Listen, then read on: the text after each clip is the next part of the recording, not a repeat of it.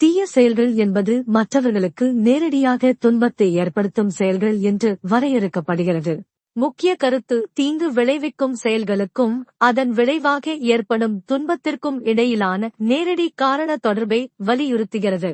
தீய செயல்களை காட்சிப்படுத்துவது என்பது செயல்களின் உடனடி எதிர்மறை தாக்கத்தை விளக்குவதாகும்.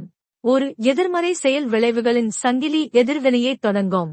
இந்த சங்கிலி எதிர்வினை பல நபர்களை பாதிக்கிறது, பரவலான வருத்தத்தை உருவாக்குகிறது.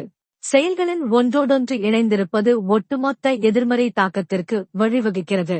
முன்கூட்டிய தடுப்பு என்பது சாத்தியமான துன்பங்களையும் எதிர்மறை விளைவுகளையும் தவிர்க்க நனவான நெறிமுறை தேர்வுகளை மேற்கொள்வதை உள்ளடக்குகிறது. நெறிமுறை முடிவெடுப்பது நேர்மறையான விளைவுகளுக்கு வழிவகுக்கிறது மற்றும் அனைவருக்கும் நல்வாழ்வை ஊக்குவிக்கிறது.